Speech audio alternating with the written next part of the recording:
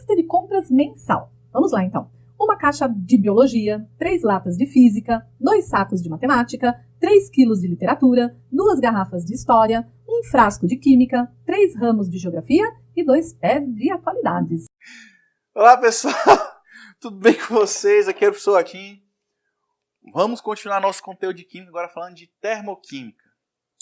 Termoquímica, na verdade, é um ramo da termodinâmica que vai estudar o fluxo de energia nas reações químicas. Lembrando, termodinâmica é um assunto também que é visto na química, mas tradicionalmente é um curso da física. Se você não lembra ou está com dúvida em alguma coisa desse assunto, dá uma olhadinha lá nas aulas 61 e 62 do meu querido primo, professor Souto, lá nas aulas dele de física. Então, gente, a termoquímica é exatamente isso. Nós vimos na eletroquímica, que é o ramo da fisicoquímica que vai estudar as relações de eletricidade nas reações químicas. Aqui, a termoquímica vai estudar o que acontece com a energia dentro das reações químicas e a energia térmica, certo? Quais são os tipos de energia que a gente consegue medir na termoquímica? A gente consegue medir a medição de calor, o fluxo de calor, se ela sai ou entra do sistema. Nós chamamos isso de entalpia.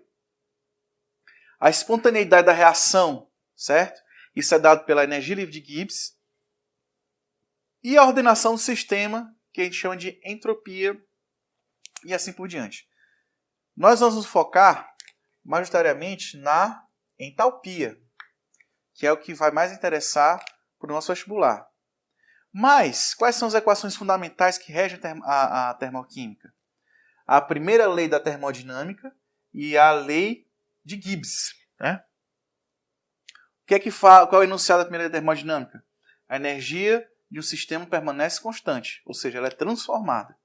Então, qual vai ser o enunciado da primeira lei matematicamente falando? A energia interna de um sistema vai ser a diferença entre o calor recebido com o trabalho gerado. Isso daqui serve para um gás. Vejam lá as do professor Souto, que ele vai explicar direitinho qual a relação que existe nisso com os processos de expansão e compressão de um gás. Mas, evidentemente, nós não trabalhamos somente com gases, nós trabalhamos com sistemas com diversos estados físicos possíveis. Daí existe essa equação, que é a equação de Gibbs, que relaciona a entalpia com a entropia na determinada temperatura. É uma pena que a gente não tem tempo para mostrar de onde vêm essas equações, e mesmo porque também não daria, apesar de tivéssemos tempo, não daria para mostrarmos, porque envolve cálculo diferencial e alguns conceitos que não são vistos no ensino médio. Mas acreditem, tá? Isso aqui existe. Né? O que é que nos diz a lei de Gibbs? Diz o seguinte, que o ΔG do sistema ele vai ser uma diferença energética entre um calor útil, o calor gerado pelo sistema, pelo calor que é desperdiçado. Que isso tem a ver com o rendimento de um sistema. Mais uma vez, vejam lá as aulas de física do professor Souto, que ele explica isso bem direitinho. Então, isso daqui é uma equação de um balanço energético. Quanto é possível obter menos o que foi perdido. Isso é o valor do ΔG. Por isso que o ΔG é uma grandeza que permite a espontaneidade de uma reação. Se a perda for maior do que o sistema pode gerar, o sistema é não espontâneo. Qual foi o sistema que nós vimos que é não espontâneo?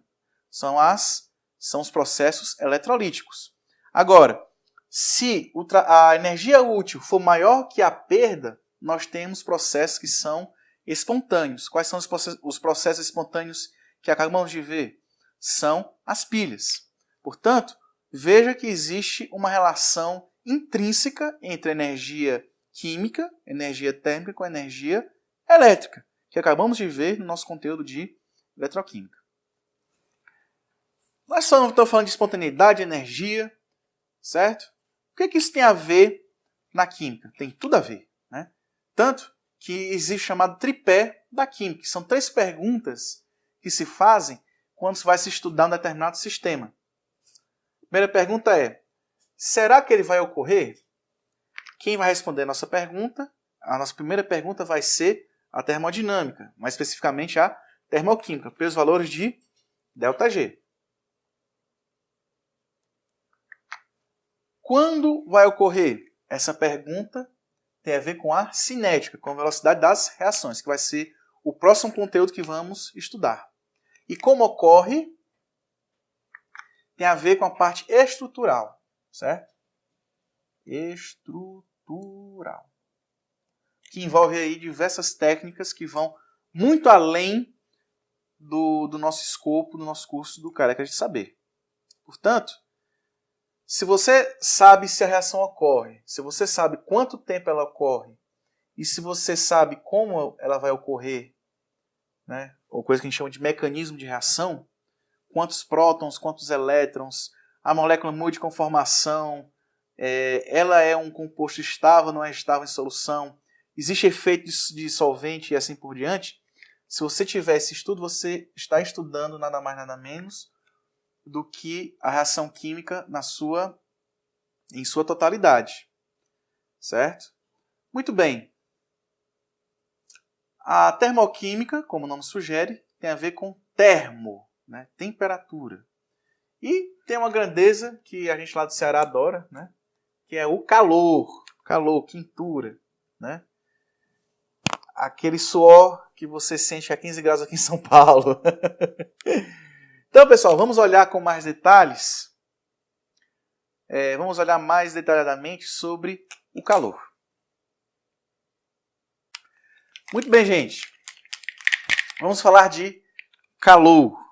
O calor nada mais é do que energia térmica em movimento. Mas de onde sai essa energia térmica? Vai sair da região mais quente para a região mais fria. É nesse sentido que o calor vai fluir. Se você tiver alguma dúvida em relação a isso, mais uma vez, peço que vocês assistam a aula 52 de Física, no qual o professor Souto vai explicar bem direitinho sobre o fluxo de calor. E quando falamos em calor, nós temos várias unidades, mas aquela que aceita no SI, ou seja, o sistema que utiliza metro, quilo e segundo, é o Joule. Joule tem a ver com o nome do cientista, que na verdade ele era um mestre cervejeiro, mas que percebeu a relação entre trabalho mecânico e energia. James Prescott Joule, que em homenagem a ele colocou essa unidade de calor como Joule. Qual é o valor de um Joule? É 1 kg por metro segundo ao quadrado. Isso em unidades SI. Mas vamos colocar na unidade que é mais próxima da gente. Olha só, um Joule tem essa quantidade de energia em BTUs. O que é BTU? É British Thermal Unit, unidade britânica térmica. Então, se você vir um ar-condicionado com 10.000 BTUs, isso quer dizer o seguinte, que a energia que ele precisa para fazer a conversão de calor para uma região fria, utiliza 10.000 vezes esse valor. Assim como nos equipamentos elétricos, também nos alimentos existe também essa mesma unidade.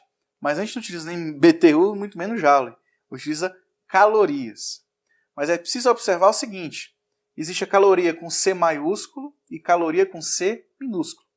Uma caloria com C maiúsculo possui 1.000 calorias com C pequeno. E qual a correlação de calorias com joules? São 4.180 joules. Então, se você observar um alimento que tenha 30 calorias, são 30.000 calorias com C minúsculo, ou 30.000 vezes, ou 30 vezes esse valor, que é o valor de energia que o organismo vai poder ou armazenar em forma de gordura, certo? Ou então a capacidade do alimento em transformar o alimento em si mesmo em energia para o nosso corpo, certo? Muito bem. Vamos falar agora de grandezas que são absolutas e relativas. Quando nós falamos de grandezas absolutas e relativas, elas existem ou não em função de alguma outra coisa já pré-existente. Como, por exemplo, as grandezas são relativas, elas são medidas como variação, delta, ou seja, quantidade final menos a quantidade inicial. E, normalmente, essa quantidade inicial ela é uma referência.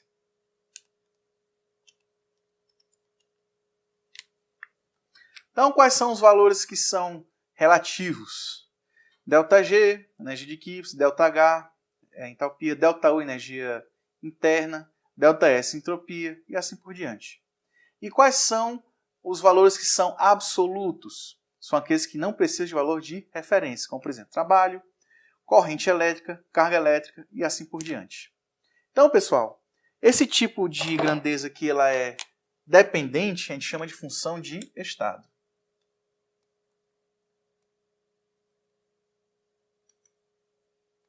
Por quê? Essas grandezas só dependem dos estados final e inicial. Enquanto que as funções absolutas, aliás, as grandezas absolutas nós chamamos de função de caminho. Por quê? Apesar delas não dependerem do estado inicial e final, elas dependem do sentido que a reação vai. Por exemplo, uma reação espontânea, ela possui ΔE positivo. Se eu inverter o sinal, o potencial vai ser negativo. E como é que eu faço para essa reação ocorrer? Somente quando eu coloco a energia elétrica dentro do sistema. Ainda assim, nesse contexto, se eu fizer uma redução num sistema, nesse mesmo sistema, se eu fizer uma oxidação, eu vou ter produtos diferentes, porque a corrente elétrica aplicada vai ser diferente. Muito bem. Agora que a gente já sabe a diferença de função de estado e função de caminho, vamos nos focar nas funções de estado, que no nosso caso vai ser entalpia. Já já a gente vai definir o que é entalpia. Então, gente, nós temos na química processos endo e exotérmicos. O que são processos endotérmicos? São processos que absorvem energia. E exotérmicos são processos que há perda de energia. Então é o seguinte, vamos considerar um sistema qualquer que possui energia que vamos chamar de HI. Acontece um processo em que eu elevo a temperatura. Então o que aconteceu com o sistema? Ele absorveu energia. Então ele chegou a um sistema HF, vamos chamar de 1. Num sentido final. Então, vamos fazer o seguinte. A gente sabe que o HF em relação ao HI é maior do que ele. Então vamos fazer assim. H1F é maior que HI. Como são grandezas dependentes uma da outra, a gente pode fazer final menos inicial. HF1 menos HI é positivo. O que é que significa dizer então? Que o ΔH é positivo. Portanto, se eu tiver um processo endotérmico, a grandeza que vai me dizer se esse processo é endotérmico vai ser a entalpia. E vai ser uma variação positiva de entalpia. Agora vamos ver o sentido inverso, em que um sistema possui um determinado estado e vai perder energia para o meio. Vamos chamar isso aqui de HF, duas linhas. Então a gente sabe que HF, duas linhas, é menor do que HI inicial. O que significa dizer então? Que HF, duas linhas, menos HI é menor que zero. Portanto, ΔH vai ser negativo. Portanto, no processo exotérmico, eu vou ter perda de energia para o sistema. Esse valor de H nós vamos falar de entalpia, que é a quantidade de calor que vai ser transmitida. Mas no próximo take, vamos falar mais detalhadamente sobre a entalpia e verificar como é que isso funciona de fato. Muito bem, pessoal. Vamos finalizar essa primeira parte do conteúdo de termoquímica falando mais detalhadamente da entalpia. A entalpia nada mais é do que o calor de uma determinada de um determinado processo químico a pressão constante. Por que a pressão constante? É mais fácil você controlar a pressão do que qualquer outra grandeza, como por exemplo volume ou temperatura. Então, como nós já estamos no nosso planeta, a pressão atmosférica é relativamente constante. Portanto, é mais fácil da gente calcular o valor da entalpia à pressão constante. E qual a relação que a gente consegue saber se um processo vai ser endotérmico ou exotérmico? É essa equação aqui. A variação de entalpia vai ser o produto de uma grandeza chamada, de uma constante chamada capacidade calorífica. Esse pezinho significa dizer a pressão constante, vezes a variação de temperatura. Se houver uma diferença de temperatura menor que zero, ou seja, estou perdendo, a temperatura está abaixando, significa dizer o seguinte: a entalpia está abaixando, ou seja, eu estou perdendo energia para a vizinhança. Então imagine, eu sou o sistema. Se eu estou ficando frio, a vizinhança, que é tudo que está ao meu redor, vai puxar energia de mim. Portanto, quando a temperatura baixa, a entalpia também diminui. Então vai ser um processo que? Exotérmico. Por outro lado, se aumenta a temperatura, então, ou seja, se a temperatura está entrando no sistema, a entalpia também vai aumentar. Portanto, nós temos um processo que é endotérmico. Quais são os exemplos da natureza em que nós temos um processo endotérmico e exotérmico? Nada mais nada menos do que a fotossíntese. Se nós pensarmos, por exemplo, no produto da fotossíntese, por exemplo, glicose. Aqui, glicose. Quando nós ingerimos a glicose, nós conseguimos ter energia a partir dessa substância.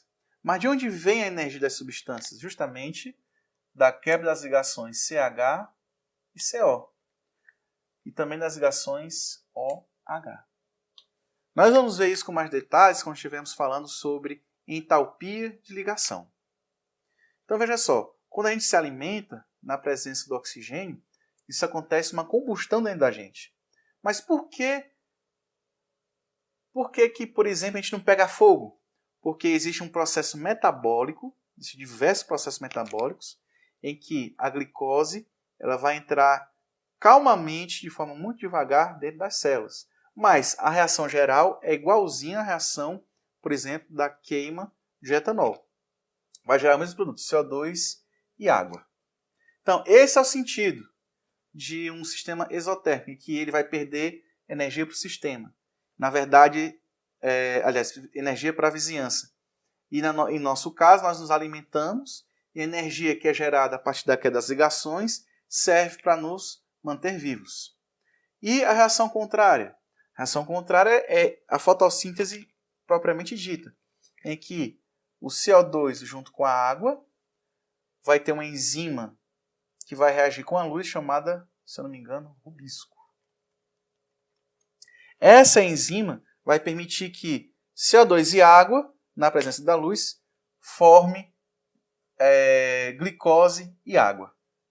Ora, a luz também tem energia. É uma energia solar, né? Que a gente já viu no começo nas aulas de atomística, e que existe uma energia associada ao comprimento de onda. Como a energia do Sol é muito intensa, o comprimento de onda é muito pequeno. Portanto, ele tem energia suficiente para que haja a reação de CO2 e água para formar glicose. Se vocês observarem, é justamente a reação inversa do que ocorre no nosso corpo.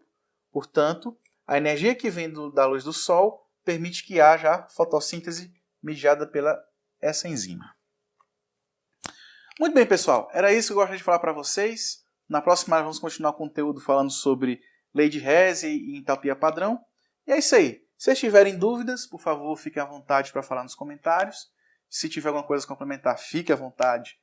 Se eu falar alguma besteira por aqui, fique à vontade também. E é isso aí. Muito obrigado pela atenção e barrufa!